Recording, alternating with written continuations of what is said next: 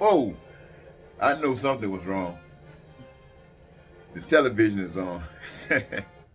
And there's no way that can happen. Hi, ladies and gentlemen, this is Eddie Marcus, spokesman and advocate of basic human rights for all people. This is my third post, or maybe fourth. You see, you are so important that all day long, regardless of what I'm doing, this life is number one on my mind. It's number one because I've discovered that my purpose in life is to be here during these times in my life when things are as corrupt as it is, so I can share with you, the people, about this corruption.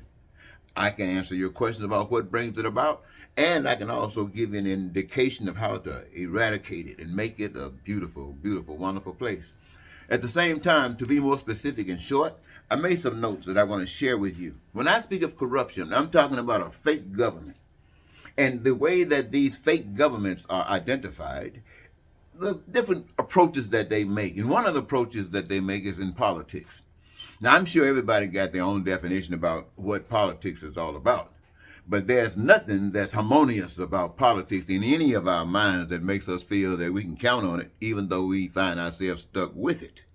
But that's man's way of doing things. This is man expressing himself. And if that's not good enough, we break it down into different political persuasions. One saying Democrats. Now, what do we have when we talk about Democrats? We're talking about a way of corruption. It's just one way amongst many ways. But it expresses itself that others who are not of the same vein speak of it as corruption. And if you flip it to the other side, to the Republicans, what do you say? They're just corrupted, corrupted, corrupted. Everything is at odds with one another. There's no harmony. There's no unity. And if you want to say that it's man doing his thing, man is so corrupted, he's so evil, so his government is going to be corrupted, we say that.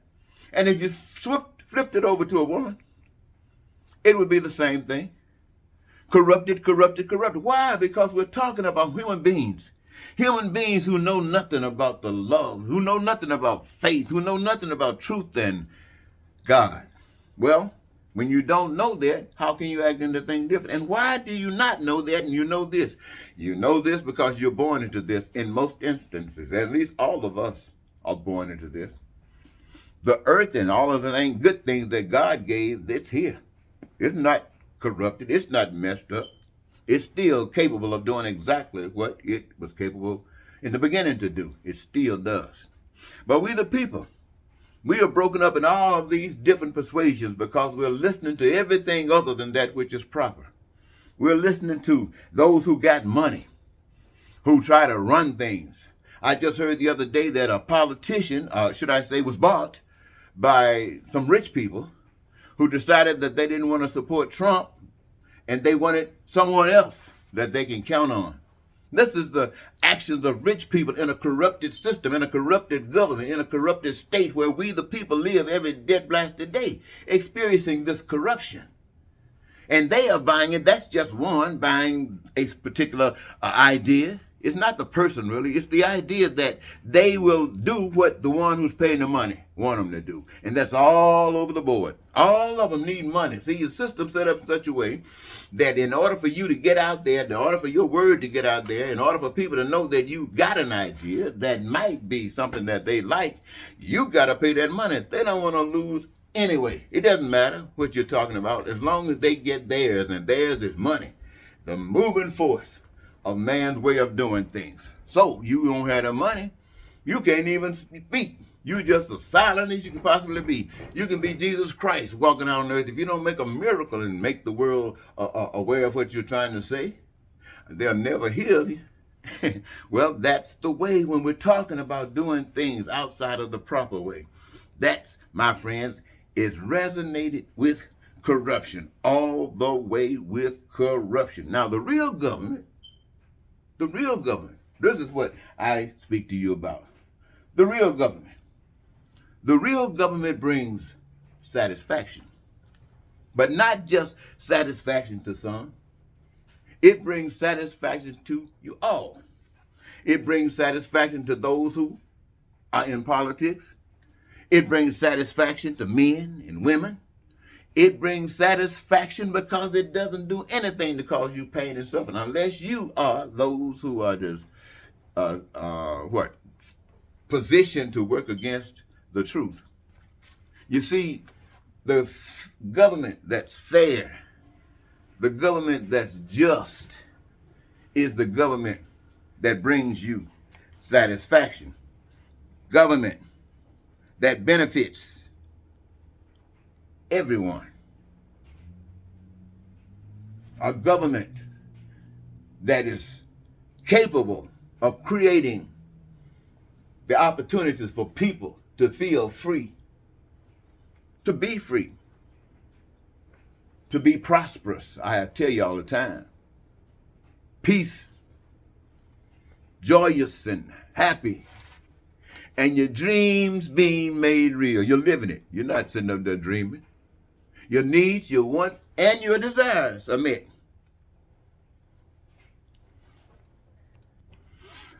Now, ladies and gentlemen, excuse me for that pause. When we're speaking about that government of corruption, I wanted to emphasize that because all of us know that corruption happens all around us. But I didn't just want to come to you and talk to you about a corrupted government. I wanted to talk to you about a government that had no corruption. I wanted to let you know that these governments represent a status, and one is a heavenly status, and another is a hellish status. You got a hellish and a heavenly, and there is no in between. There is no in between. People who have been killed for doing what their hearts told them to do, that caused no pain and suffering to anyone. People who have been killed for justice, who have been killed for doing the right things. I'm sure there's something special for them. I don't know for a fact, but I just believe that. Because on this side, it's something special. It's something special even in the way man does things. Man can't give you everlasting life. Man can't, but if he put a monument up, it's trying to say something. And if it's a positive, then that speaks. The other, which is out of our hands, is controlled by the master. It's controlled by God. You know,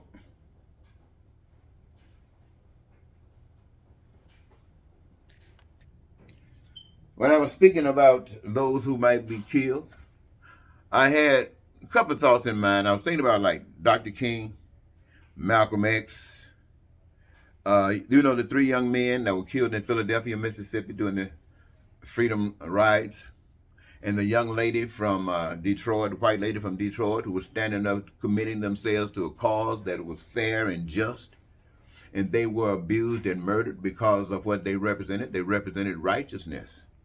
Now, we might not ever know them, but what they have done will always be recognized for justice, will always be recognized for love. Now, when I mention the Dr. Kings and these guys, I only mention them because they are recognizable to so many of us, but they are not the only ones. There are many people that was beaten down and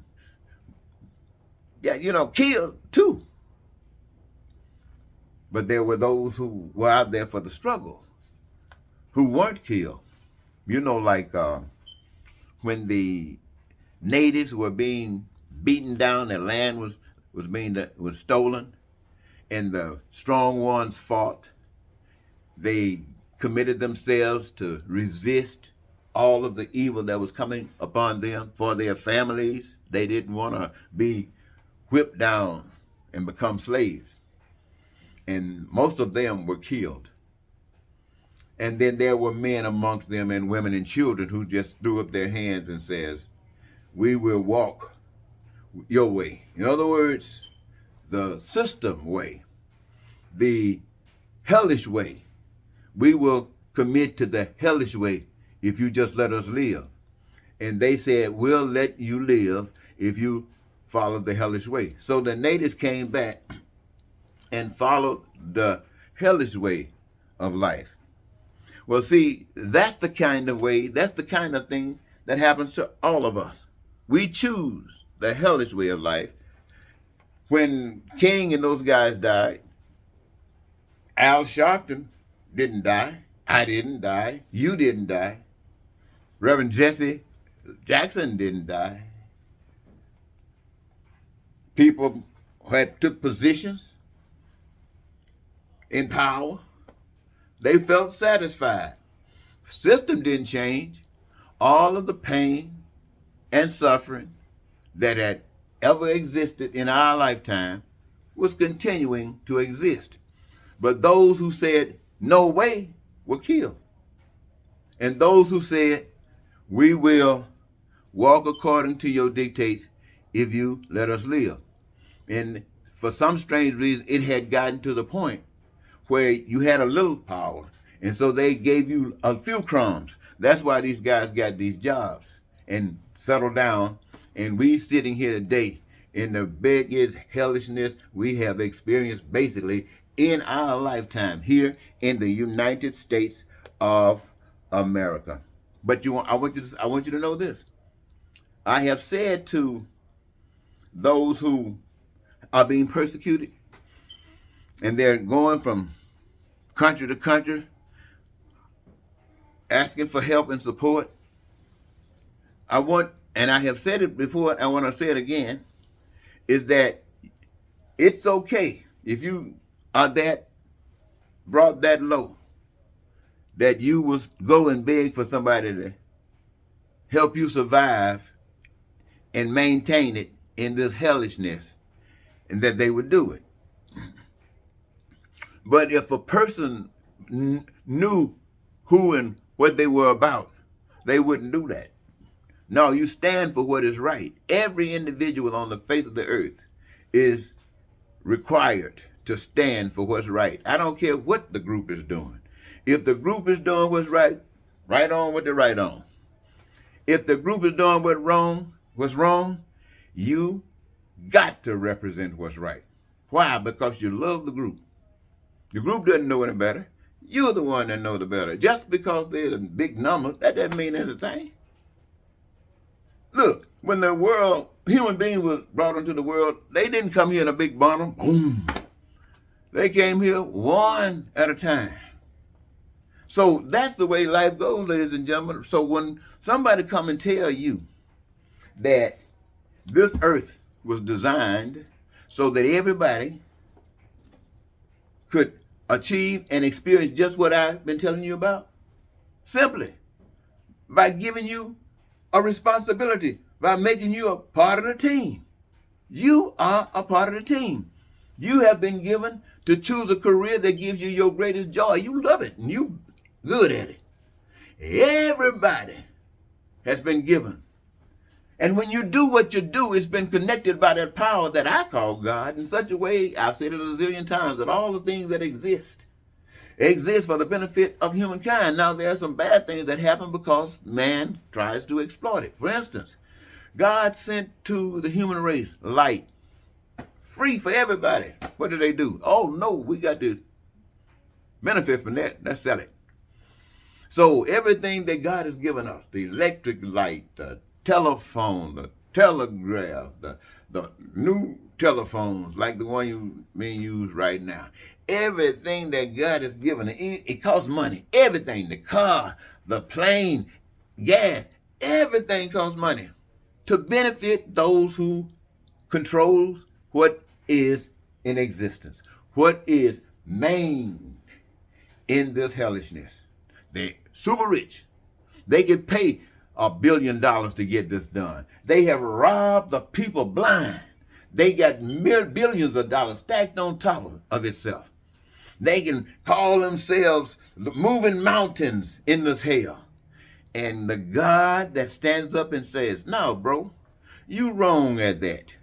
Every man who has a career, who has a job, who works, does so and is entitled to the benefits of life. And what if that everything that working creates that you might need, want to desire is there for you by the power of God? And you don't have it because some man, some creator of a different system, of this hellish system, says you got to have money. How you feel, ladies and gentlemen? Let's say your furnace, you need your furnace fixed. Now, you really can't afford to get your furnace fixed, so you've been trying to do it yourself. You know how you call it, doing it yourself. But you're tired and you go out and you just know that somebody who is supposed to come and take care of your furnace that would give it the best representation that is required. Even if it meant bringing a brand new furnace there, you don't have to worry about it. It is their responsibility to make sure that your furnace and your house and you are satisfied. That's God taking care of you. When your car is messed up, you don't try to fix it. You don't know nobody, unless you're a mechanic. You don't try to fix a car. The best mechanics, the best people on cars are the ones that's supposed to fix your car. And you don't even have to worry about it because it's going to be all right. Might not even mess up because the ones that make your car are going to make sure they make the best kind of car that lasts like molasses. That was a good one, wasn't it? So let me see.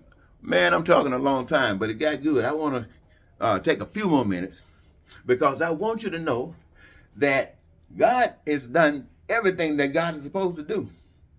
The choice of life is on you. You have been misled, you've been deceived, and you've been able to make bad decisions because you have not known the truth. Now, the honest thing about it is that God has sent the truth to you several times, but you rejected the truth because the truth was held down. The truth was bent down. See, in order for you to hear about it, the truth got to pay some money. The truth got to get out there in the media, and they ain't saying nothing unless you get some money. And if you don't have any money, you're not going to get heard about it unless you go and try to do something crazy, get locked up, and something that's not you. So you got the people and yourself wander around in this hellishness. And heavenliness is just a finger pop away. Woo! Well, let me look on my notepad. Is anything else that I might be missing? Oh yeah, I want you to know that the hell that we're living in, we can't blame we have to blame all of us. We can't blame Trump. We can't blame the Republicans, the Democrats, whites, black. Every last one of us that's living on this earth today, in this, let me break that back a little bit. It represents the earth, but I want to talk about America. Every last one of us that lives in America today is responsible for every bit of the hell that's going on in America. Now, some of you might be saying, well, I fight against, and I'm saying you fight a losing battle. You better keep on fighting harder. Stand up for righteousness. You shouldn't be losing. Every day that you lose is a day that you're going along with it. Now, you might say, are you trying to say that I got to get killed? Let me ask you something. You don't have to. If you decide that you want to live in hell and be a representative of hell just so you can walk around in this body and do the things that you won't be able to do, hey, God gave you that choice. But you can bet your last money you're going to go through it. And those who stand up are going to make the change. And you'll want to reap the benefit. I know. Bye-bye.